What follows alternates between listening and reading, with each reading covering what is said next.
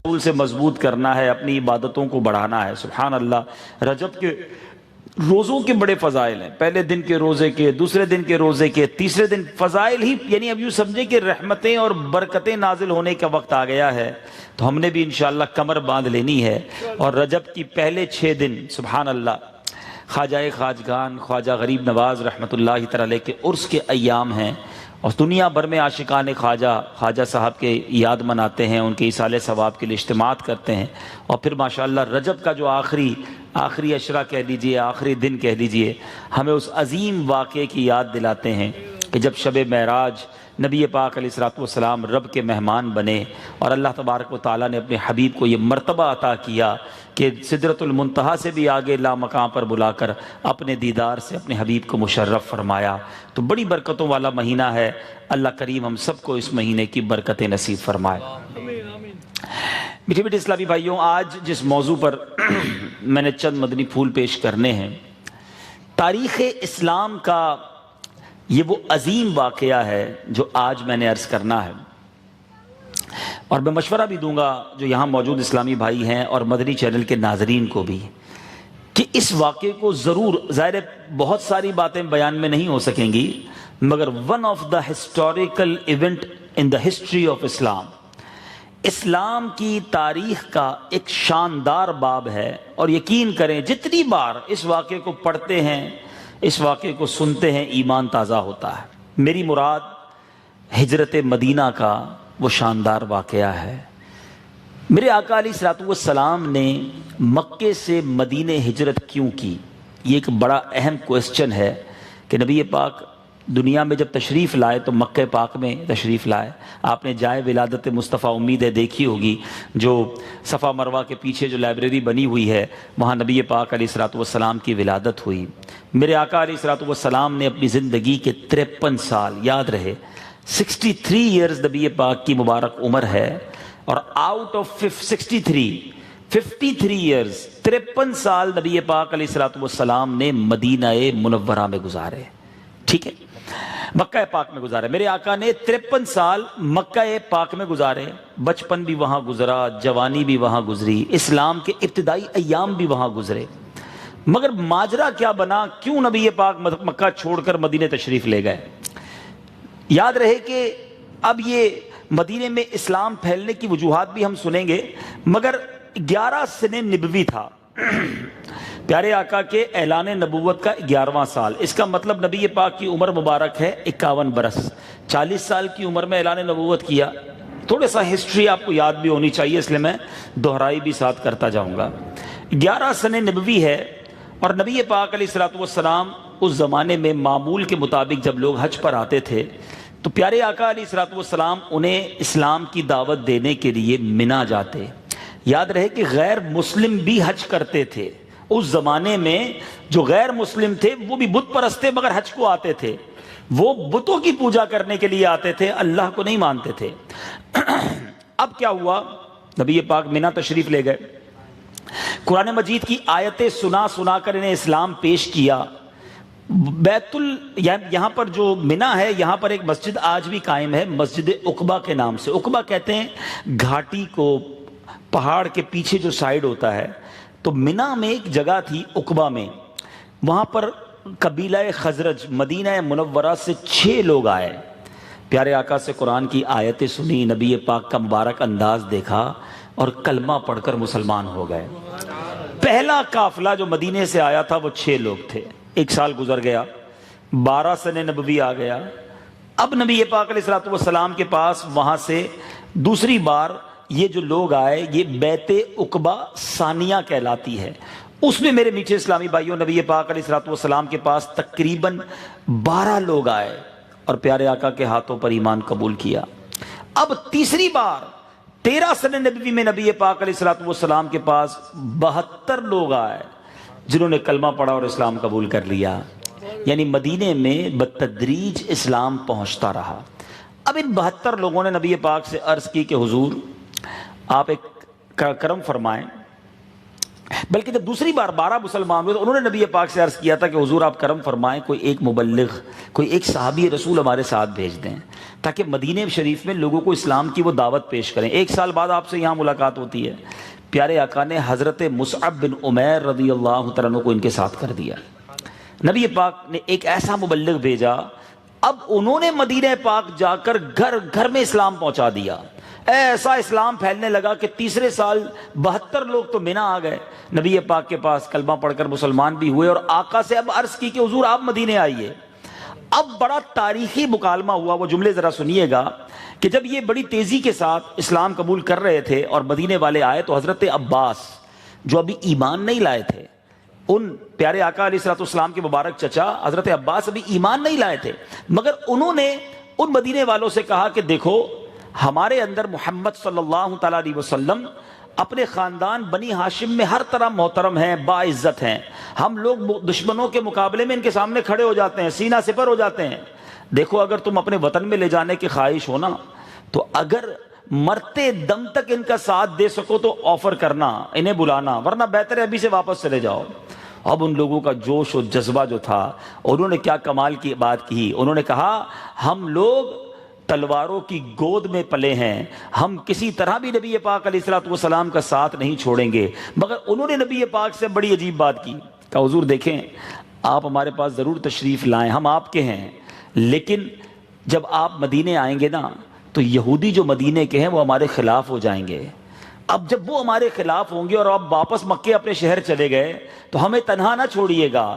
تو نبی پاک علیہ الصلوۃ والسلام نے مسکراتے ہوئے جواب دیا، اے مدینے والوں تمہارا خون میرا خون ہے، اور یقین کرو میرا جینا اور مرنا تمہارے ساتھ ہے، میں تمہارا ہوں، تم میرے ہو، تمہارا دشمن میرا دشمن ہے، تمہارا دوست میرا دوست ہے۔ اللہ اکبر۔ پیارے آقا نے اہل مدینہ کو یہ خوشخبری سنا دی۔ اب ایک طرف تو مدینے میں اسلام پھیل رہا ہے، دوسری طرف مکے میں اسلام لانے والوں پر آندھیاں دھائی جا رہی ہیں۔ ابو جہل ہے، ابو لہب ہے، سفیان اور بہت سارے عتبہ، یہ بڑے بڑے وہ کافر تھے جو مسلمانوں کو بڑی تکلیف پہنچاتے تھے اور بڑا ستاتے تھے۔ حضرت نبی پاک علیہ الصلوۃ والسلام نے صحابہ سے کہا کہ اب ایک ایک کر کے مدینے کی طرف ہجرت کرو، وہاں ہمارے لیے بڑی راحتیں ہیں۔ صحابہ تشریف لے جاتے رہے، ایک ایک کر کے صحابہ نے ہجرت کر لی۔ اب تھوڑے ہی لوگ مکے میں رہ گئے، یا تو وہ رہ گئے جو کسی کے غلام تھے، یا وہ رہ گئے جن کے پاس پیسے نہیں تھے، یا کسی کا قرض دینا تھا۔ نبی پاک علیہ الصلوۃ والسلام ہیں، سیدنا ابو بکر صدیق رضی اللہ تعالیٰ عنہ اور مولا علی کرم اللہ تعالیٰ وجہ الکریم، پیارے آقا نے ان 2 صحابوں کو روک کے رکھا تھا، باقی بہت سارے صحابہ چلے گئے۔ اب اہل مکہ نے ایک کانفرنس بلائی، یہ بڑا عجیب واقعہ بتا رہا ہوں، ایک کانفرنس بلائی گئی، ایک ایسی میٹنگ بلائی گئی اہل مکہ نے جو کفار مکہ تھے کہ کسی طرح نبی پاک علیہ الصلوۃ والسلام کو روکا جائے۔ یہ اگر یہ بھی مدینے پہنچ گئے اور وہاں جا کر یہ غلبے میں آ گئے، ان کے پاس اور لوگ جمع ہو گئے تو واپس آ کر مکہ بھی فتح کر لیں گے۔ تو اب بڑے بڑے سرداران قریش کو بلایا گیا۔ اب سوچئے کہ اس میں کون کون تھا، کون ایسا مکے کا دانشور اور سردار تھا جو اس میٹنگ میں نہیں تھا؟ اس کے اندر ابو سفیان، ابو جہل، عتبہ، جبیر بن مطعم، حکیم بن حزام، امیہ بن خلف، سب جمع تھے۔ اب اس میٹنگ میں ایک عجیب واقعہ یہ ہوا کہ ایک بوڑھا شخص وہ بھی آ گیا، لوگ اس کو جانتے نہیں تھے، کہا وہ تم کون ہو؟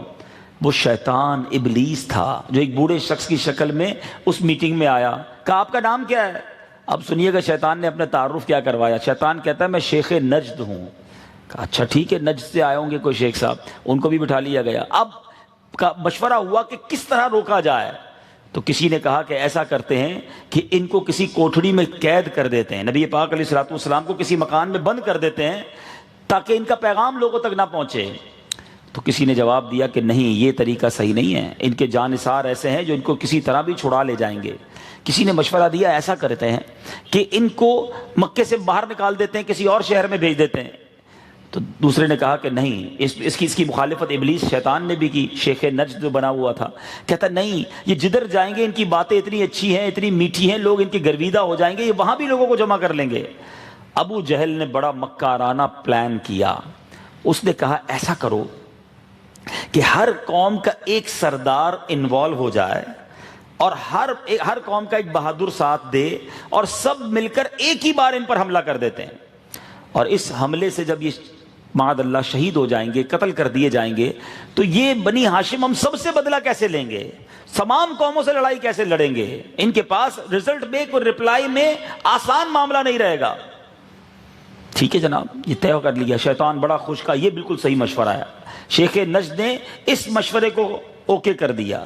اب یہاں تھوڑا سا میں بریک لیتا ہوں، بہت خوبصورت واقعات ابھی آگے ہیں۔ ایک بہت خوبصورت سوال یہ ہے کہ نبی پاک علیہ الصلوۃ والسلام نے مدینے کی طرف ہجرت کیوں کی؟ اللہ اکبر، علماء نے کمال کی اس میں جو ہے نا حکمتیں بیان کی ہیں کہ اگر نبی پاک مکے ہی میں رہتے تو مکہ تو ویسے ہی عزت والا، شرف والا، بزرگی والا شہر تھا، حضرت ابراہیم کی وجہ سے، حضرت اسماعیل کی وجہ سے، کعبہ شریف کی وجہ سے۔ ہو سکتا ہے کوئی کہتا کہ جناب مکے کو عزت جو ہے وہ تو پہلے سے ہی ملی ہوئی تھی۔ نبی پاک کو ایک ایسے شہر کی طرف بھیجا گیا جس کو پہلے کوئی نہیں جانتا تھا۔ آقا کے قدم وہاں لگ جائیں، ساری دنیا کے لیے بزرگ اور شرف والا شہر مدینہ بن جائے۔ دنیا کبھی یہ نہ کہہ سکے کہ مکہ عزت والا تھا، نبی پاک بھی بعد میں وہاں آئے۔ ارے نبی پاک نے جس شہر کو چنا وہ ساری کائنات کی دلوں کا تارا بن گیا۔ تو مدینہ منورہ ایک ایسی زمین جس کو پہلے بظاہر کوئی نہ جانتا تھا، نبی پاک کے قدم لگنے کی دیر ہے۔ کیا پیاری بات میرے شیخ طریقت امیر اہل سنت لکھتے ہیں نا، کر کے ہجرت یہاں آ گئے مصطفیٰ، کر کے ہجرت یہاں آ گئے مصطفیٰ، روشنی آج گھر گھر مدینے میں ہے، سارے دیوانے بے تاب ہیں اس لیے شاہ کی قبر انور مدینے میں ہے۔ تو نبی پاک نے جب مدینہ اختیار کیا، بہت خوبصورت بات علماء کہتے ہیں کہ بتاؤ پیارے آقا پیر والے دن دنیا میں کیوں تشریف لائے؟ افضل دن تو جمعے والا ہے، افضل دن تو جمعے کا ہے، پیارے آقا کی ولادت پیر والے دن کیوں ہوئی؟ کیا حکمت بھرا جواب ہے کہ اگر جمعے کو نبی پاک کی ولادت ہوتی تو کوئی کہنے والا کہتا جناب جمعہ تو پہلے ہی بزرگ دن تھا، پہلے ہی افضل دن تھا، اور اس دن نبی پاک بھی تشریف لائے، اس دن نبی پاک آئے کہ اس سے پہلے پیر کے دن کی کوئی افضلیت نہیں تھی، مگر آقا تشریف لائے تو اب عاشقان رسول پیر والے دن کو روزہ رکھ کر نبی پاک کا میلاد مناتے ہیں۔ اعلیٰ حضرت لکھتے ہیں نا، جمعہ مکہ تھا عید اہل عبادت کے لیے، جمعہ مکہ تھا عید اہل عبادت کے لیے، مجرموں آؤ یہاں عید دوشنبہ دیکھو۔ جائیے آج بھی پیر کے دن مدینے میں، اہل مدینہ آج بھی دسترخوان لگاتے ہیں، آج بھی مسجد نبوی شریف میں ایک بڑا خوبصورت منظر ہوتا ہے، نبی پاک کی ولادت کی گویا یاد بنائی جاتی ہے۔ تو بہرحال یہ حکمت بھری باتیں ہیں۔ ہجرت مدینہ ہوئی کس تاریخ کو یہ بھی پتا ہونا چاہیے۔ یاد رہے کہ سرور کائنات علیہ الصلوۃ والسلام جب روانہ ہوئے نا تو یہ جمعرات کی رات تھی اور یکم ربیع الاول تھا۔ ہجرت مدینہ جو اسٹارٹ نبی پاک کا سفر ہوا شب جمعہ یکم ربیع الاول، مگر اس سے پہلے کفار نے یہ پلان بنا لیا تھا کہ پیارے آقا پر حملہ کرنا ہے، نبی پاک کو معاذ اللہ شہید کرنا ہے۔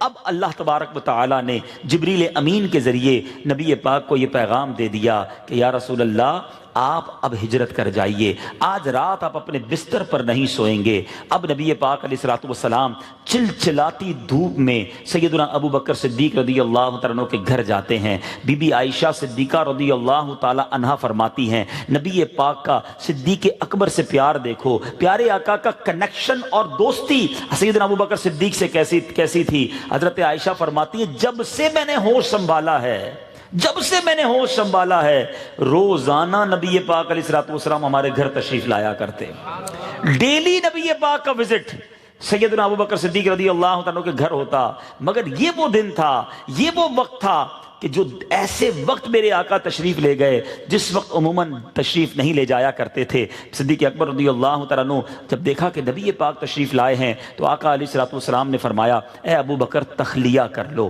کوئی اور ساتھ نہیں ہونا چاہیے۔ حضرت ابو بکر صدیق رضی اللہ تعالیٰ عنہ نے عرض کیا حضور آپ کی زوجہ حضرت عائشہ ہی میرے ساتھ بیٹھی ہیں۔ اب حضرت عائشہ کہتی ہیں کہ نبی پاک علیہ الصلوۃ والسلام نے صدیق اکبر رضی اللہ تعالیٰ عنہ سے فرمایا کہ مجھے ہجرت کا حکم مل چکا ہے، اب ہجرت کے لیے مجھے اللہ کی طرف سے حکم اجازت مل چکی ہے۔ حضرت ابو بکر صدیق عرض کرتے ہیں یا رسول اللہ کیا میں آپ کے ساتھ سفر کر سکتا ہوں؟ پیارے آقا نے فرمایا ہاں اے ابو بکر تم میرے ہمراہ ہوگے۔ حضرت عائشہ کہتی ہیں اس سے پہلے میں نے کبھی زندگی میں یہ دیکھا نہیں تھا کہ کوئی شخص خوشی میں بھی روتا ہے، میں نے اپنے والد محترم کو زارو کے تار خوشی کے عالم میں روتے دیکھا، اتنا روئے کہ پیارے آقا علیہ الصلوۃ والسلام نے مجھے اپنے ہمراہی کا شرف بخشا ہے۔ اب میرے بیچے اسلامی بھائیوں، صدیق اکبر رضی اللہ تعالیٰ عنہ نے 2 اونٹنیاں نبی پاک کی بارگاہ میں پیش کی کہ حضور بہت عرصے سے انہیں میں نے ببول کے پتے کھلا کھلا کر فرما اور تازہ کیا ہوا تھا، مجھے علم تھا کہ آپ ہجرت کے لیے مجھے یاد فرمائیں گے۔ آقا علیہ الصلوۃ والسلام نے ایک اونٹنی جو ہے سیدنا ابو بکر صدیق سے فرمایا کہ یہ مجھے بیچ دو، میں خریدنا چاہتا ہوں۔ حضرت ابو بکر صدیق کا تو سب کچھ نبی پاک کا تھا، مگر آقا علیہ الصلوۃ والسلام نے اونٹنی کی قیمت ادا کی۔ علماء اس کی بھی حکمت بیان کرتے ہیں، تاکہ نبی پاک کی یہ تمنا تھی کہ ہجرت کا ثواب جو ہے، جو ہجرت کا سفر ہے، اس کا خاص ثواب جو ہے وہ نبی پاک اپنے لیے خاص کرنا چاہتے تھے، اس لیے اونٹنی کی قیمت بھی میرے آقا نے ادا کی۔ اب امتحان لیا گیا، عشق کا امتحان تھا مولا کائنات مولا علی کرم اللہ تعالی وجہ الکریم کا۔ مولا علی سے نبی پاک علیہ الصلوۃ والسلام نے فرمایا کہ اے علی، آج تم نے میرے بستر پر سونا ہے، میری سبز چادر اوڑھ کر میرے بستر پر تم نے سونا ہے۔ حضرت علی کو بھی معلوم تھا کہ آج کفار نے پلان بنایا ہے کہ محاصرہ کر کے پیارے آقا کے گھر پر گویا دھاوا بولنا ہے اور گویا نبی پاک علیہ الصلوۃ والسلام کو شہید کرنا ہے۔ وہ بستر اس وقت کانٹوں کی سیج تھا، مگر مولا علی کے عشق نے اسے پھولوں کا بستر بنا دیا۔ آپ نے لبیک کہا۔ اچھا، نبی پاک نے بڑا پیارا جملہ فرمایا تھا کہ اے علی، میرے بستر پر سو جاؤ، صبح اٹھ کر مکے والوں کو ان کی امانتیں لوٹا کر تم بھی میرے پاس مدینے آ جانا۔ حضرت علی کہتے ہیں دشمنوں نے پلان بڑے کیے تھے، مگر مجھے میرے نبی کے وعدوں پر اور الفاظ پر ایسا یقین تھا۔ آقا نے فرمایا تھا علی میرے پاس مدینے آ جانا۔ نبی پاک نے جب یہ کہا تھا تو مجھے پتا ہے میرا بال بھی بیکا نہیں ہونا ہے، میں نے مدینے پہنچنا ہے، خیر سے پہنچنا ہے۔ مولا علی کہتے ہیں ساری رات سکون کی نیند سویا، کسی قسم کی کوئی ٹینشن نہیں۔ کفار کا اپنا پلان تھا، رب نے وہی بھیج کر گویا نبی پاک علیہ الصلوۃ والسلام کو ایک شاندار پلان عطا کیا۔ قرآن میں اللہ فرماتا ہے، وہ تاریخی آیت اللہ فرماتا ہے وَإِذْ يَمْكُرْ بِكَ الَّذِينَ كَفَرُوا لِيُثْبِتُوكَ أَوْ يَقْتُلُوكَ أَوْ يُخْرِجُوكَ وَيَمْكُرُونَ وَيَمْكُرُ اللَّهُ وَاللَّهُ خَيْرُ الْمَاكِرِينَ وَاللَّهُ خَيْرُ الْمَاكِرِينَ۔ اے محبوب یاد کیجئے جس وقت کفار آپ کے بارے میں خفیہ تدبیر کر رہے تھے کہ آپ کو قید کر دیں یا قتل کر دیں یا شہر بدر کر دیں، یہ لوگ خفیہ تدبیر کر رہے ہیں، یہ لوگ خفیہ تدبیر کر رہے تھے اور اللہ خفیہ تدبیر کر رہا تھا، اور اللہ کی پوشیدہ تدبیر سب سے بہتر ہے۔ پلاننگ کر لے انسان جو کرنا ہے۔ کچھ لوگ لوگوں کا بڑا برا چاہتے ہیں، میں اس کو تباہ کر دوں گا، اس کو ختم کر دوں گا، میں اس کو آگے نہیں بڑھنے دوں گا، اس کی ایسی کی تیسی کر دوں گا۔ وَتُعِزُّ مَن تَشَاءُ وَتُذِلُّ مَن تَشَاءُ، میری اور آپ کی کوئی حیثیت نہیں، بنا لو جتنے پلان۔ اللہ کی جو پلاننگ ہے، رب کی جو قدرت کے نظارے ہیں، اس کے آگے کسی کا بس نہیں چلتا۔ لوگ جناب بہت سارے پلان کرتے ہیں کہ میں یوں دنیا میں سب سے بڑا آدمی بن جاؤں گا، اس جگہ پہنچنے سے پہلے قبر میں پہنچ جاتے ہیں۔ اے میرے پیچھے اسلامی بھائیوں، اللہ کی قدرت اور اللہ کے فیصلوں پر یقین ہونا چاہیے۔ ہر بات عقل اور ہوشیاری سے نہیں ہوتی۔ مولا علی کرم اللہ تعالی وجہ الکریم کا ایک قول مجھے یاد آ گیا۔ آپ کے ساتھ بھی ایسا ہوا ہوگا، میرے ساتھ تو کئی بار ایسا ہوا ہے کہ ہم بڑی پلاننگ کر کے چلتے ہیں، اتنے بجے یہاں پہنچوں گا، پھر یہ والی فلائٹ لوں گا، پھر وہاں پہنچوں گا، اس کے بعد یہ کام نپٹا کر پھر یہ والی فلائٹ لوں گا، پھر یہاں پہنچ جاؤں گا، everything plan, hotel books, flight books. مگر اچانک ایک ایسا چکر چلتا ہے کہ سب چیزیں آگے پیچھے ہو جاتی ہیں، بندہ بے بس ہو جاتا ہے، اب سمجھتا ہے یہ کیا ہو گیا۔ تو مولا علی فرماتے ہیں نا کہ میں نے اپنے ارادوں کے ٹوٹنے سے اپنے رب کو پہچانا ہے۔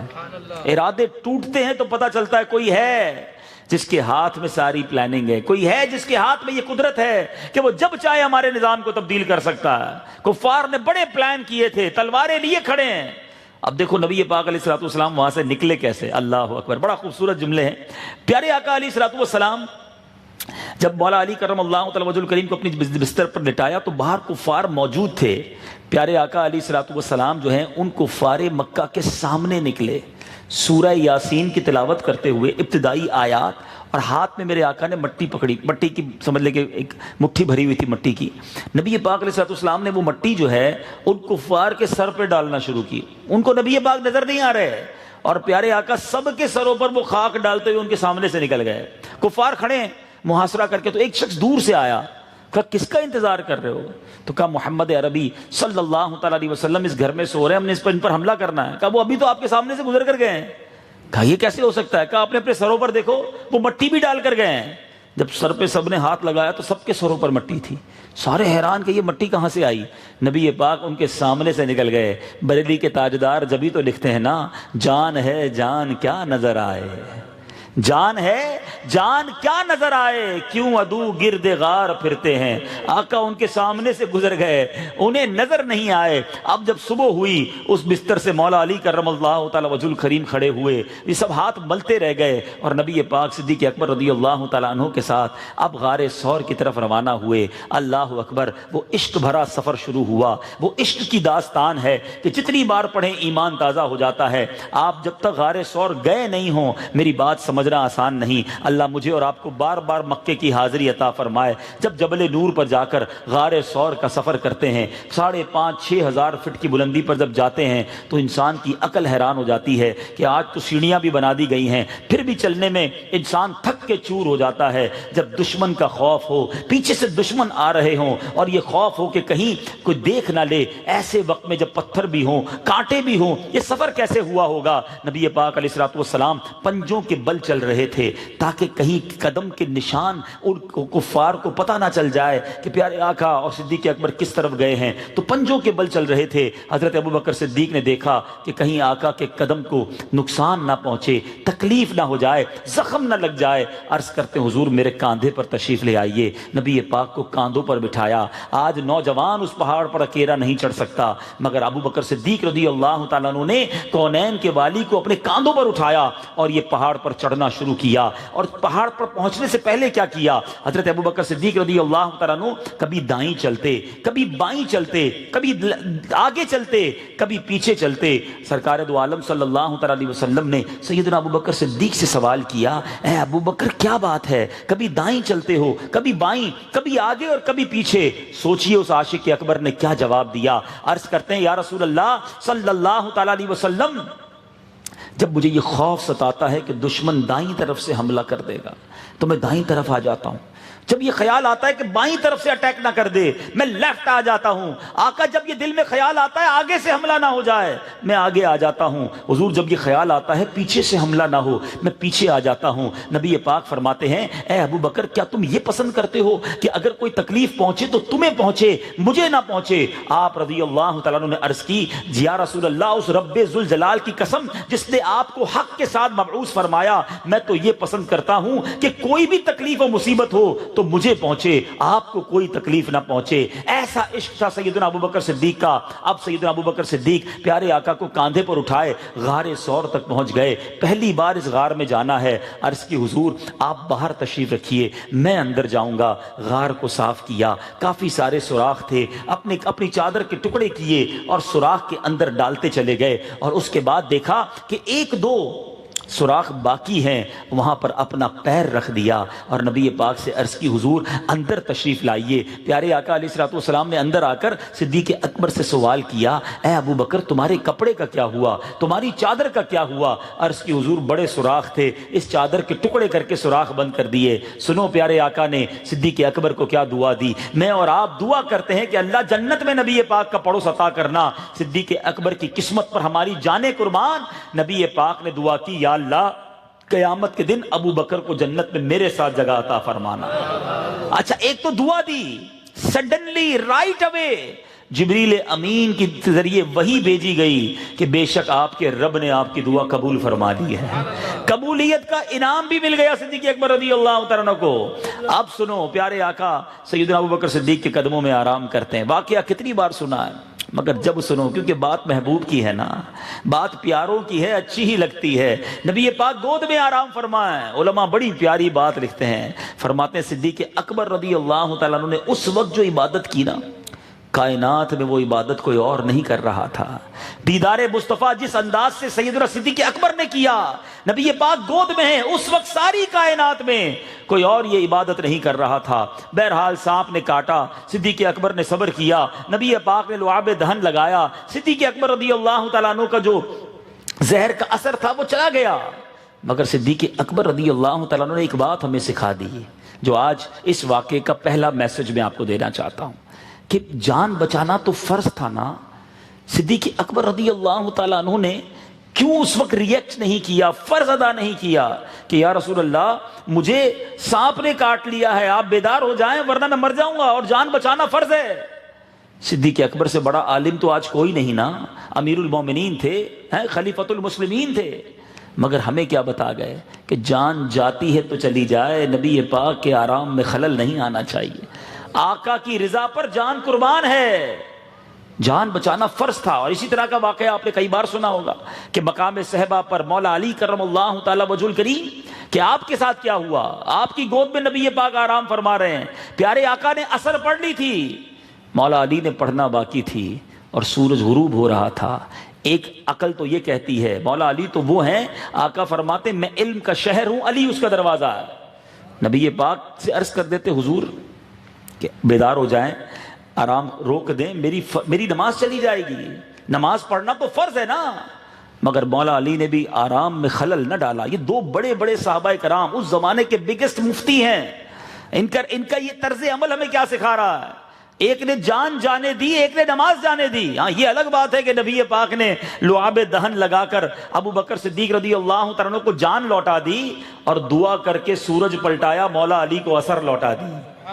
مگر ان دونوں نے کیا کام کیا جناب؟ دیر از اے بگ کوسچن. اتنا بڑا اہم فرض اور اتنے بڑے صحابی انہوں نے کیسے جانے دیا؟ جب گتھیاں سلجھتی نہیں ہے نا تو سب سے اچھی بارگاہ اعلیٰ حضرت کی بارگاہ بچتی ہے. عاشقوں کے امام کے پاس حاضری دو کہ حضور اب آپ ہی بتا دیں ماجرا کیا ہے, یہ کیا بات ہے کہ دونوں بڑے بڑے صحابہ نے فرض پر عمل نہیں کیا. تو اعلیٰ حضرت نے 4 شعروں میں ہی گل مکا دی, بات پوری کر دی. آپ فرماتے ہیں مولا علی نے واری تیری نیند پر نماز, مولا علی نے واری تیری نیند پر نماز, اور وہ بھی عصر سب سے جو اعلیٰ خطر کی ہے.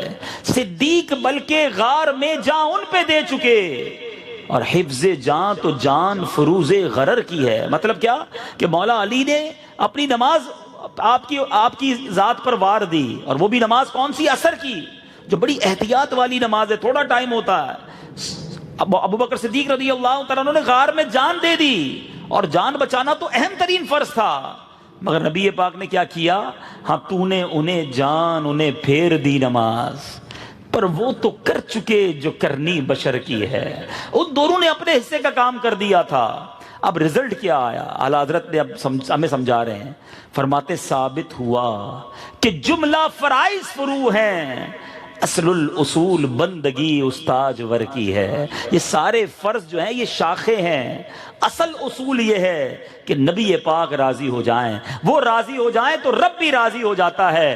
آج میں نے اور آپ نے اپنی زندگی کے معاملات میں یہ دیکھنا ہے کہ میں جو کام کرنے جا رہا ہوں اس میں پیارے آقا راضی ہوں گے, یہ نبی پاک کی ناراضی ہو جائے گی, یہ ان کی سنت کا طریقہ ہے کہ نہیں, ان کے طرز زندگی پر میں زندگی گزار رہا ہوں کہ نہیں. اگر یہ انداز نہ اپنایا تو کہیں بربادی مقدر نہ بن جائے. نمازیں تو ہوں, روزے تو ہوں, عبادتیں ہوں, مگر اللہ کے حبیب راضی نہ ہوں تو یہ عبادتیں کسی کام کی نہیں ہیں. عبادتیں بھی جبھی ایکسپٹ ہونی ہیں جب رب کے حبیب راضی ہوں گے, وہ ہم سے خوش ہوں گے. تو بہرحال میرے بیچ اسلامی بھائیوں, اب یہ واقعہ آگے بڑھتا ہے, یہ سفر آگے بڑھتا ہے, اور اس سفر میں کمال کے واقعات ہونے لگ گئے. نبی پاک آگے ہیں. کفار مکہ نے یہ اعلان کر دیا کہ جو انہیں پکڑ کے لائے گا, معاذ اللہ گرفتار کرے گا, تو انہیں 100 اونٹوں کا انعام دیا جائے گا.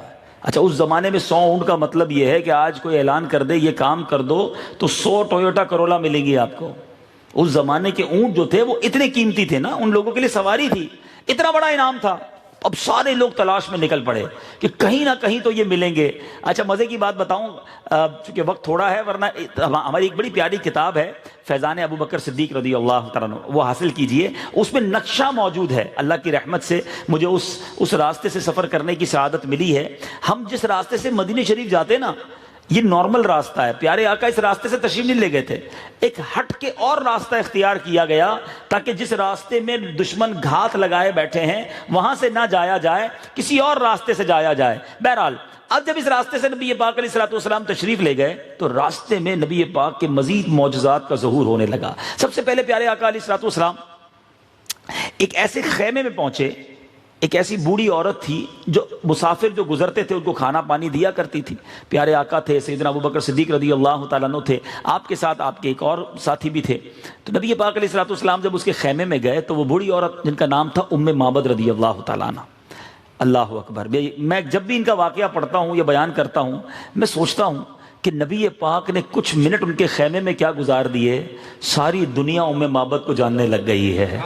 سرکار کا کچھ دیر کا ساتھ سیرت مصطفیٰ کی کون سی کتاب ہے, اللہ اکبر. آپ سیرت کی کوئی بھی کتاب پڑھ لیں, معبد کے تذکرے کے بغیر سیرت کی کتاب پوری نہیں ہوتی. وہ ایک ایسی بوڑھی خاتون تھیں جو ایک ریگستان میں بیٹھی تھیں, پیارے آقا نے کچھ دیر قدم کیا رنجا فرمائے ساری دنیا میں مشہور فرما دیا.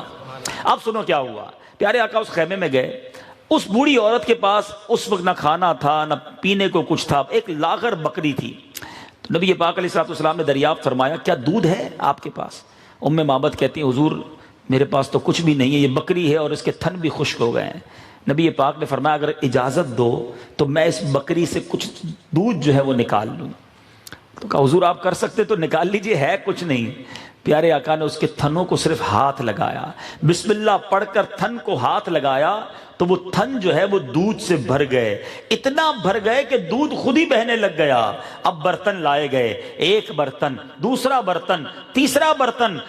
معبد کے گھر میں جتنے برتن تھے سارے دودھ سے بھر گئے. اب نبی پاک نے دودھ پیا, حضرت ابوبکر صدیق نے دودھ پیا, تمام لوگوں نے جتنے ساتھ تھے سب نے دودھ پیا, سیراب ہوئے. نبی پاک نے اتنا وقت گزارا اور آقا تشریف لے گئے. مگر دیکھو اس گھر کا نقشہ بدل گیا. بکری حشاش بشاش, گھر میں دودھ کے برتن بھرے ہوئے ہیں. حضرت ابو معبد آئے. اب معبد کے جو شوہر ہیں وہ آئے, گھر کا نقشہ چینج دیکھا کہ ماجرا کیا ہے, دودھ کدھر سے آیا, یہ بکری اتنی فرما کیسے ہو گئی ہے. اب معبد کہتی ہیں حضور ایک بڑی حسین شخصیت, ایک مبارک, اچھا نبی پاک کا نام بھی نہیں پوچھا تھا اس نے, بوڑھی خاتون تھی نام بھی نہیں پتا تھا, کہا ایک مبارک ہستی تھی, ایک حسین چہرہ تھا, ایک بڑے نیک لوگ آئے تھے, ان کی برکت سے یہ سب ہوا ہے. اچھا آپ بکری کے بارے میں ایک اور بات بتا دوں کہ بکری نارملی کتنا دودھ دیتی ہے, یہ کسی گائے یہ بکری کا دودھ والوں کا کام ہو ان سے پوچھئے گا. حضرت معبد کی بکری کو نبی پاک نے جب ہاتھ لگایا اس کے بعد 18 سال تک وہ زندہ رہی, سن 18 ہجری تک زندہ رہی اور برابر دودھ دیتی رہی. اب مزید 18 سال تک وہ دودھ دیتی رہی. نبی پاک نے اس بکری کو جب ہاتھ لگایا, اب ابو معبد کہتے ہیں اے معبد بتاؤ تو صحیح وہ کیسے ہیں جو آئے تھے ہمارے گھر میں, تم اتنی تعریف کرتی ہو, ذرا حلیہ تو بیان کرو. اللہ اللہ, اس ریگستان میں رہنے والی ایک بوڑھی خاتون نے جو نبی پاک کا حلیہ بیان کیا, آج بڑے بڑے تاریخ نگار, بڑے بڑے جناب شعراء ان جملوں کو بھلا نہیں پاتے. وہ جملے ہیں یا موتیاں ہیں, ارے آج بھی سنو تو ایمان تازہ ہو جاتا ہے. جب بھی نبی پاک کا حلیہ کوئی لکھنے بیٹھتا ہے حضرت معبد کے وہ الفاظ لکھنا ضروری سمجھتا ہے. آپ الفاظ سنیے. وہ بوڑھی خاتون اپنے شوہر سے کہتی ہیں رأیت رجلا ظاہر الوداع, کہتی ہے میں نے ایک ایسی ذات دیکھی ہے جن کا حسن نمایاں تھا. اگر آپ کوشش کریں پیارے آقا کا تصور جمانے کی, بلکہ علماء کہتے ہیں اگر کسی کو نبی پاک کا حلیہ تصور میں لانا ہے, نبی پاک کا چہرہ کیسا تھا, پیارے آقا دکھتے کیسے ہیں, تو معبد نے جس طرح نبی پاک کا حلیہ بیان کیا اس کو پڑھا کرے, اس کو سنا کرے, آنکھیں بند کر کے سنا کرے تو تصور جانا بن سکتا ہے. کہتی ہیں رأیت رجلا ظاہر الوداع, میں نے ایک ایسی ذات دیکھی ہے جس کا حسن نمایاں تھا, اب لجل وجہی حسن الخلق, کہتی جن کا چہرہ خوبصورت اور تخلیق بہت عمدہ تھی. لم تعبہ سجلا, نہ تو ان میں پیٹ بڑا ہونے کا عیب تھا, ولم تزری بہ سعلا, کہتی ہیں نہ ہی بالکل دبلا پتلا ہونے کا نقص تھا. وسیم قسیم, الفاظ دیکھیں, کہتی ہیں وسیم قسیم, نہ ہی بڑے ہی حسین اور انتہائی خوبصورت. فی عینیہ دعج, آنکھیں سیاہ اور بڑی تھیں. وفی اشفارہ وطف, پلکیں لمبی تھیں. وفی صوتہ نحل, وفی صوتہ سحل, ان کی آواز گونجدار تھی. آج ایکو کے ذریعے گونج پیدا کی جاتی ہے, میرے نبی کی آواز میں ہی گونج تھی. وہ کہتی ہیں وفی उनुकिही सतहुन, उनकी गर्दन चमकदार थी, वफी लिहयतिही कसासा, उनकी दाढ़ी मुबारक घनी थी, इन समत फअलैहिल वक़ार, जब वो खामोश होते थे तो पुरवकार नजर आते थे, व इन समता व इन तकल्लमा समा व अलाहुल बहा, जब गुफ्तगू फरमाते तो चेहरा और बारौनक हो जाता और पुरवकार हो जाता। अजमलुन नास व अबहाहुम मिन बईद, दूर से देखती थी तो बड़े बारोब नजर आते थे, लोगों में सबसे हसीन नजर आते थे, और जब करीब आते थे तो और ही ज्यादा प्यारे नजर आते थे। हुलवुल मंतिक, निहायत शीरीं गुफ्तार थे। उनकी जुमले कैसे? फसलुन ला नजरुन वला हज़र, उनकी गुफ्तगू बहुत वाजे थी, न तो बेफायदा थी ना ही बेहुदा। रबअतुन ला तशनऊ मिन तौल, मयाना कद था, न इतना तवील था कि देखकर बुरा लगे। वला तक्तहिमहु ऐनुन मिन कसर, न इतना पस था कि देखकर हकीर मालूम हो। अल्लाह अल्लाह। अब ये जब हुलिया बयान किया ना तो हजरत अबू माबद भी दीवाने हो गए। अब इनके घर का पता है क्या मामूल रहा, वो रोजाना काम से वापस आते और कहते ए उम्मे माबद जरा मुबारक का हुलिया तो बयान करो, वो जो मुबारक आए थे उनकी बातें करो। यानी उनके घर में रोज महफिले नात होती थी, रोज मिलाद होता था। आका कुछ देर के लिए क्या होकर चले गए, ये दोनों मियां बीवी दीवाने हो गए, नबी पाक की बातें करते, आका का हुलिया सुनते। और बाद में जब नबी पाक मदीने पहुंच गए, इन दोनों ने आका के कदमों में हाजिरी दी और कलमा पढ़कर मुसलमान भी हो गए, सहाबी भी बन गए। ऐ मेरे मीठे इस्लामी भाइयों, ये काफिला और आगे जाता है। अब क्या हुआ, मक्के का एक मशहूर शह सवार था सराका बिन मालिक, वो घोड़े को दौड़ाता हुआ नबी पाक के करीब पहुंच गया, गिरफ्तार करने के लिए करीब पहुंच गया। 100 ऊंटों का इनाम था। अब जब आगे बढ़ा तो घोड़े ने ठोकर खाई, वो गिर पड़ा, मगर 100 ऊंटों का इनाम जो था, फिर घोड़े पर बैठा, फिर आगे बढ़ने लगा, मगर अब थोड़ा आगे बढ़ा तो नबी पाक से थोड़ा पहले पथरीली जमीन ने उसके घोड़े को ही पकड़ लिया, उसके घोड़े के पैर ही अंदर धंस गए। सराका ये मौजज़ा देखकर कांपने लगा। अमान अमान, माफ कर दीजिए, माफ कर दीजिए। प्यारे आका अलैहिस्सलाम से माफी मांगने लगा। नबी पाक तो अपने दुश्मनों को माफी फरमाते हैं, आका ने उसे माफ फरमा दिया। अब प्यारे आका अलैहिस्सलाम ने उसे दुआ भी दी, घोड़े ने, जमीन ने घोड़े को छोड़ दिया।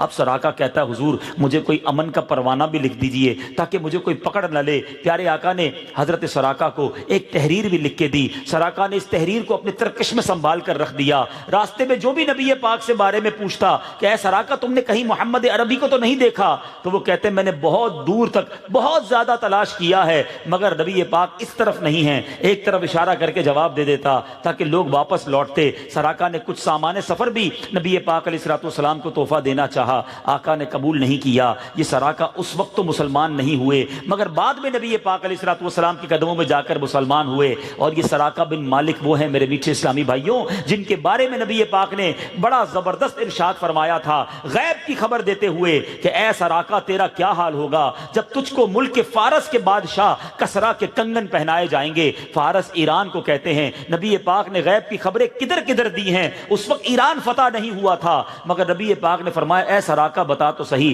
तेरा उस वक्त क्या हाल होगा जब कसरा के बादशाह के कंगन तुझे पहनाए जाएंगे, ईरान के बादशाह के कंगन पहनाए जाएंगे। हजरत उमर के दौर में जाकर इस्लाम ने इतनी तरक्की की कि कसरा फतह, फारस फतह हुआ, ईरान फतह हुआ। उसके बादशाह के जो कंगन थे वो माले गनीमत में लाए गए। हजरत उमर ने ऐलान किया सराका किधर हैं। सराका करीब आए और हजरत उमर ने नबी पाक की इस पेशन गोई को पूरा फरमाया। सराका बिन मालिक को कंगन पहनाया। हालांकि इस्लाम में सोने के कंगन पहनना मर्द के लिए जायज नहीं है मगर मेरे आका वो अजीम हस्ती हैं, आपकी जबान से जो निकल जाए वही शरीयत है, हम सब के लिए मना है, सराका के लिए जायज था। अब ये काफिला और आगे जाता है। एक और वाकया, बुरीदा असलमी ये एक और शह सवार थे, नबी पाक के पास 70 सवारों को लेकर आए। लालच ये था कि गिरफ्तार करेंगे। प्यारे आका अलैहिस्सलाम से पूछा आप कौन हैं? आका ने फरमाया मैं मोहम्मद बिन अब्दुल्ला हूं, खुदा का रसूल हूं। प्यारे आका का जमाल, आपके जलाले नबूवत को देखा। आए गिरफ्तार करने थे, नबी पाक के इश्क में गिरफ्तार हो गए। कहते या रसूल अल्लाह मेरा दावा था, देखता हूं आप मदीने में कैसे जाते हैं और अब देखता हूं आपको मदीने जाने से रोकता कौन है। सराका बिन मालिक के बाद हजरत बुरीदा असलमी जो है कलमा पढ़कर मुसलमान हुए। नबी نبی پاک کے آگے چلنے لگے، اپنے خنجر پر اپنا امامہ لگایا، اپنی تلوار پر اپنا امامہ لگایا، ایک پرچم بنایا اور گویا جلوس کی شکل مدینے میں جا رہے ہیں۔ آج ہم پرچم لگاتے ہیں، اگر آج جلوس نکالتے ہیں، ارے اس دور میں صحابہ نے مدینے میں انٹری کیسے دی تھی، کبھی ہجرت مدینہ کا واقعہ پڑھ لینا۔ اب یہاں تو یہ واقعات ہیں، مدینے کا رنگ بدلا ہوا ہے۔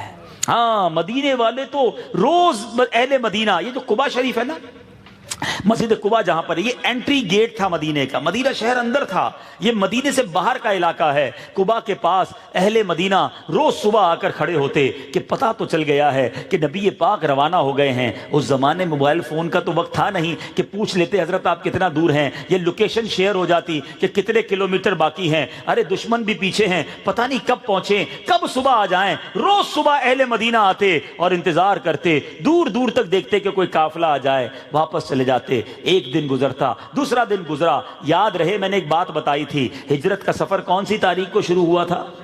کون سی تاریخ کو؟ اب آج دل تھام لو، میرے آقا جس دن مدینے میں داخل ہوئے وہ 12 ربیع الاول کا ہی دن تھا۔ مدینے میں 12 ربیع الاول کو ایک جلوس نکلا تھا اور وہ نبی پاک کی قیادت میں تھا، اور مدینے کی بچیوں نے، ہر روز وہ بچیاں اہل مدینہ تیار ہو کر آتے تھے کہ پیارے آقا آئیں گے تو استقبال کریں گے۔ اللہ اکبر، آج ساری دنیا میں مسلمان 12 ربیع الاول کو نبی پاک کی آمد کا جشن مناتے ہیں۔ ایک وہ بھی سال تھا، 13واں سال تھا نبوی کا، نبی پاک کی عمر مبارک 53 سال ہے، 12 ربیع الاول کا دن تھا، صبح کا وقت تھا۔ میرے آقا قباء کی وادی کے قریب جب تشریف لائے، اہل مدینہ میں دھوم پڑ گئی، مرحبا یا رسول اللہ کے نعرے لگائے گئے۔ ارے آج بھی وہ نغمہ دنیا کے کونے کونے میں گنگنایا جاتا ہے۔ آج مکہ مدینے کی گلیوں میں آپ کو اس نغمے کی پکار سنائی دیتی ہے۔ افریقہ جائیں، امریکہ جائیں، اہل عرب سے پوچھیں، سب کو یہ نغمہ عموماً یاد ہوتا ہے۔ اور وہ نغمہ کیا ہے؟ طلع البدر علینا من ثنیات الوداع وجبت شکر علینا ما دعا للہ دائی۔ یہ ثنیۃ الوداع جو ہے یہ ایک مقام کا نام ہے۔ آج بھی مسجد جمعہ کے سامنے ایک ترکیوں نے پرانی عمارت بنائی ہے، یہ وہ جگہ ہے جس کو ثنیۃ الوداع کہا جاتا ہے، جو اس نغمے کے شعر کے اندر بھی یہ جگہ موجود ہے۔ یہاں بنو نجار کی بچیوں نے دف بجا کر، نغمے گنگنا کر نبی پاک کا استقبال کیا۔ اہل مدینہ دو رویا کھڑے تھے اور آقا کا استقبال ہو رہا تھا۔ مجھے تو نہیں پتا وہ پڑھا کیسے تھا، مگر آؤ آج اس منظر کی یاد کو تازہ کرنے کے لیے ہم مل کر یہ شعر پڑھتے ہیں۔ طلع البدر علینا من ثنیات الوداع وجب الشکر علینا ما دعا للہ داع۔ طلع بدر علینا من ثنیات الوداع وجب شکر علینا ما دعا للہ داع۔ اب نبی پاک علیہ الصلوۃ والسلام نے قیام کہاں کرنا ہے؟ سارا مدینہ چاہتا ہے کہ آقا ہمارے گھر رکے ہیں، ہمارے گھر قدم رنجا فرمائیں۔ نبی پاک نے فرمایا میری اونٹنی جو ہے اس کو چھوڑ دو، یہ جدھر جا کے رکے گی ادھر ہی میں نے ٹھہرنا ہے۔ یہ اونٹنی آگے چلتی جا رہی ہوگی، میں منظر سوچیں، صحابہ کرام کے دلوں کی دھڑکن تیز ہوتی ہوگی جب کسی کے گھر کے آگے سے گزرتی ہوگی، کاش یہاں رک جائے، کاش یہاں رک جائے، مگر اونٹنی چلتے چلتے چلتے حضرت ابو ایوب انصاری رضی اللہ تعالی عنہ کے گھر پر جا کر ٹھہرتی ہے۔ میزبان رسول کو یہ سعادت ملتی ہے۔ واقعہ بہت طویل ہے، اشارہ دے دیتا ہوں، پھر کبھی انشاءاللہ تفصیلی واقعہ سناؤں گا کہ یہ حضرت ابو ایوب انصاری کون ہیں، پیارے آقا ان کے گھر کیوں گئے۔ اللہ اکبر، یہ ایک اور الگ داستان ہے۔ اسلام میں ایسی ایسی داستانیں اور ایسے عشق بھرے واقعات ہیں۔ نبی پاک کی مدینہ آمد سے 400 سال پہلے ایک بادشاہ طبہ اول تھا، اس کے ساتھ 400 علماء اپنی قوم کے تھے، وہ مدینے سے گزر رہے تھے۔ مدینے کی نشانیاں دیکھیں، اس قوم کے ان علماء نے اپنی کتابوں میں یہ پڑھا تھا کہ نبی آخر الزمان ہجرت کر کے کسی ایسی ہی بستی کی طرف آئیں گے۔ ان علماء نے طبہ سے کہا اے بادشاہ آپ کو آگے جانا ہے چلے جائیں، ہم نے مدینہ چھوڑ کے نہیں جانا، آنا. نبی پاک آئے نہیں ہیں, مدینے سے محبت 400 سال پہلے دلوں میں ہے. کہا حضور ہم نے نہیں جانا. ایک روایت کے مطابق 1000 سال پہلے کا یہ واقعہ ہے. 400 علماء ہیں, ان سے عرض کرتے ہیں حضور آپ چلے جائیں, ہم نے یہیں قیام کرنا ہے. ہمارا علم بتاتا ہے کہ نبی آخر الزمان نے یہاں آنا ہے. وہ بادشاہ بھی بڑا ایمان افروز اور عاشق رسول تھا. کہتا ہے ٹھیک ہے, آپ 400 علماء کو میں گھر بنا کر دیتا ہوں. 400 گھر بنائے, ان کی شادیاں کروائیں, ان کو وہیں رکھا. کہا دیکھو ایک خط دینا چاہتا ہوں,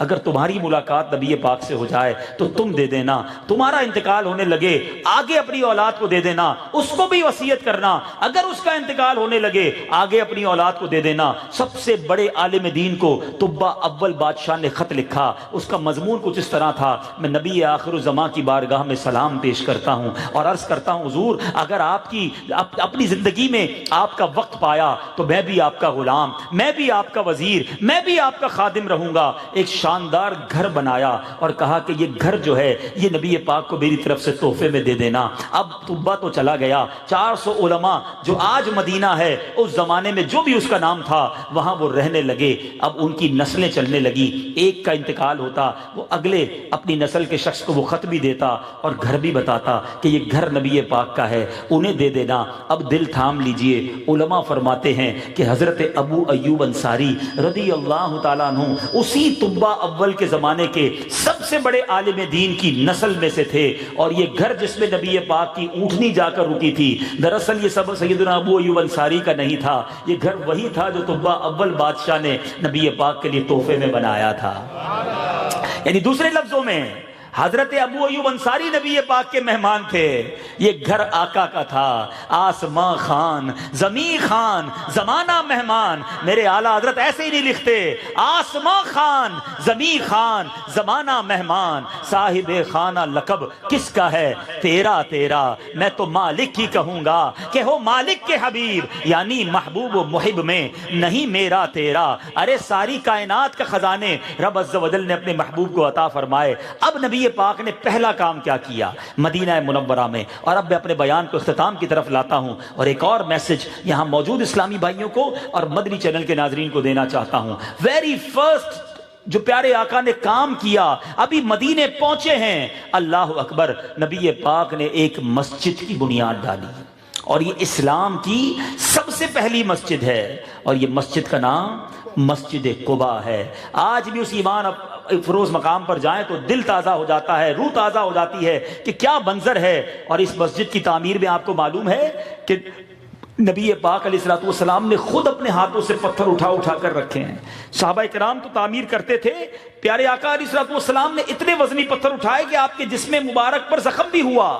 صحابہ نے عرض کی حضور آپ تشریف رکھیں, ہم تعمیر کرتے ہیں. پیارے آقا علیہ الصلوۃ والسلام ان کی دل جوئی کے لیے پتھر ان کو دے دیتے, لیکن جا کے پھر دوسرا پتھر خود اٹھا لیا کرتے. اور اس محبت کے ساتھ اس مسجد کی تعمیر ہوئی. اے میرے میٹھے اسلامی بھائیوں, یہ وہ مسجد ہے جس کے بارے میں میرے آقا فرماتے ہیں کہ جو مسجد جو طہارت کے ساتھ, حدیث پاک کا مضمون ہے, جو طہارت کر کے مسجد قباء میں آ کر 2 رکعت ادا کرے اسے مقبول عمرے کا ثواب عطا کیا جاتا ہے. آج بھی عمرے کا ثواب مسجد قباء میں ملتا ہے. اور یہ مسجد وہ ہے جس کا ذکر قرآن میں ہے. اسلام کی پہلی مسجد سورہ توبہ میں اللہ فرماتا ہے لَمَسْجِدٌ أُسِّسَ عَلَى التَّقْوَى مِنْ أَوَّلِ يَوْمٍ أَحَقُّ أَن تَقُومَ فِيهِ رِجَالٌ يُحِبُّونَ أَن يَتَطَهَّرُوا وَاللَّهُ يُحِبُّ الْمُطَّهِّرِينَ. ترجمہ, یقیناً وہ مسجد جس کی بنیاد پہلے ہی دن سے پرہیزگاری پر رکھی ہوئی ہے, وہ اس بات کی زیادہ حقدار ہے کہ آپ اس میں کھڑے ہوں. اس مسجد میں ایسے لوگ ہیں جن کو پاکی بہت پسند ہے اور اللہ تعالیٰ پاک رہنے والوں سے محبت فرماتا ہے. اے میرے میٹھے اسلامی بھائیوں, نبی پاک نے یہ درس دیا کہ پہلا کام مدینے جا کر مسجد بنائی, پھر اس کے بعد مسجد جمعہ, پھر اسلام کی وہ عظیم الشان مسجد جس کو آپ مسجد نبوی کے نام سے جانتے ہیں. مسجدیں بنتی چلی گئیں اور آج ساری کائنات میں بن رہی ہیں. اور کونین کے والی کا وہ فرمان یاد رکھو, آقا فرماتے ہیں جس کا مضمون ہے جو اللہ کے لیے مسجد بنا بناتا ہے اللہ اس کے لیے جنت میں گھر بناتا ہے۔ آج ہم سب کے گھر ہیں، آج ہم سب عالیشان گھروں میں رہتے ہیں، اللہ نے بہت اچھی رہائش دی ہے۔ اب بتائیے ہم میں سے کس نے جنت میں گھر بنا لیا ہے؟ ہمیں ہجرت کا یہ واقعہ درس دیتا ہے۔ بہت سارے، میں صرف اس ایک واقعے سے کتنی شاخیں نکلتی ہیں، کتنے مدنی پھول نکلتے ہیں کہ قربانی کیسی دی صدیق اکبر رضی اللہ تعالیٰ عنہ نے، عشق کیسا تھا، قربان سب کچھ کرنے کے لیے صحابہ تیار رہتے، اور پھر نبی پاک کا اپنے صحابہ سے پیار کیسا، اس کے بعد مسجد کی تعمیر، مدینے والوں کا استقبال، نبی پاک کی محبت کا ظہور، یہ بہت سارے مدنی پھول اس واقعے کے تحت بیان کیے جا سکتے ہیں۔ تو اے میرے میٹھے اسلامی بھائیوں، آخر میں عرض یہ کرنا چاہوں گا، ہو سکے جتنے یہاں بیٹھے جن کو اللہ نے نوازا ہے، کم از کم ایک مسجد چاہے چھوٹی سی کیوں نہ ہو ہم ضرور بنائیں، اللہ کی رضا کے لیے ایک مسجد ضرور بنائیں کہ جو اللہ کے لیے مسجد بناتا ہے اللہ اس کے لیے جنت میں گھر بناتا ہے۔ اور اللہ سلامت رکھے دعوت اسلامی کو، دعوت اسلامی والے سال میں اب تک ایوریج یہ ہے کہ 600 مسجدیں بنا رہے ہیں، دوسرے لفظوں میں روزانہ 2 مسجدیں دنیا میں کہیں نہ کہیں بن رہی ہوتی ہیں۔ تو کیوں نہ ہم دعوت اسلامی والوں کا ساتھ دیں، اور ایسے ایسے علاقے ہیں پاکستان کے اندر بھی،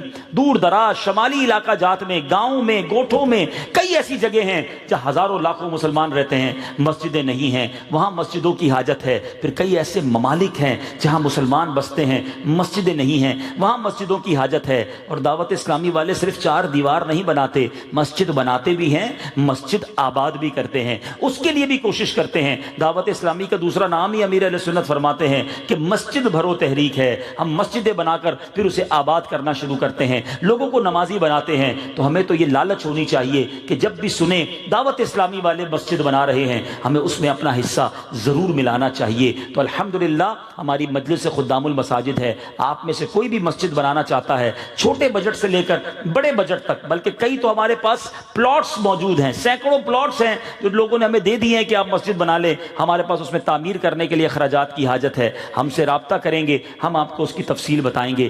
اور آخری بات، اس پورے ہجرت کے واقعے سے ایک شخصیت پر تو بڑا رشک آتا ہے، اور صرف ہمیں رشک نہیں آتا، امیر المومنین حضرت عمر کو بھی رشک آیا کرتا تھا۔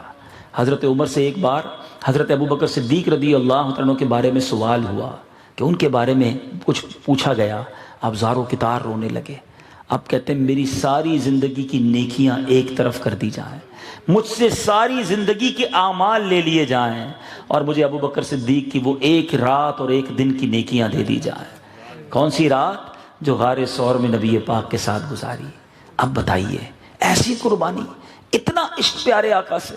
نعرہ تو میں اور آپ بھی لگاتے ہیں نا، غلامی رسول میں موت بھی قبول ہے، مگر یہ نعرہ ہے ہماری زبان پر، اور انہوں نے پروف کیا، صرف جان نہیں کئی بار مال بھی قربان کر دیا، مگر آج ساری دنیا ان کے گن گاتی ہے نا۔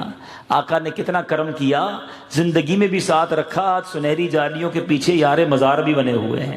صدیق اکبر یار غار بھی ہیں، یار مزار بھی ہیں، اور نبی پاک نے جنت میں بھی ساتھ رہنے کی دعا دی ہوئی ہے، جنت میں بھی ساتھی ہوں گے۔